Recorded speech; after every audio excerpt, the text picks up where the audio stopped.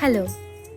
আমরা কোনো কাজকে যখন অত্যন্ত ভালোবেসে এবং আন্তরিকতা দিয়ে করে থাকি, তখন আশেপাশের পরিবেশ যতই প্রতিকূলতা দিক না কেন, সেই কাজটি কিন্তু ঠিক সফলভাবে পরিপূর্ণতা পায়। তার কারণ সেই কাজের মধ্যে আছে আমাদের ভালোবাসা, স্নেহ এবং একাগ্রতা। ঠিক সেরকমই আমার এই কাজটা।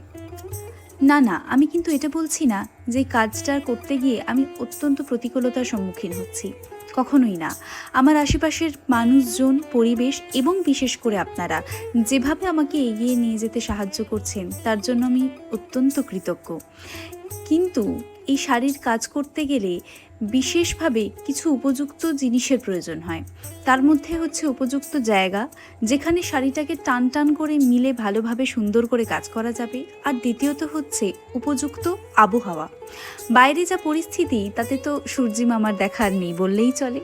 আর দ্বিতীয়ত হলো আমার উপযুক্ত জায়গার অভাব, যেই কারণে আমার এই শাড়ির কাজটি শেষ করতেও বেশ খানিকটা সময় লেগে গেল। কিন্তু এই যে বললাম, কাজের প্রতি ভালোবাসা এবং একাগ্রতা থাকলে সেই কাজ ঠিক সফলতা পায়। ঠিক সেভাবেই আমার এই শাড়ির কাজটিও সম্পূর্ণ হলো। ভালো লাগলে আমার এই পেজ নকশিকতাকে সাবস্ক্রাইব করে দেবেন। Thank you.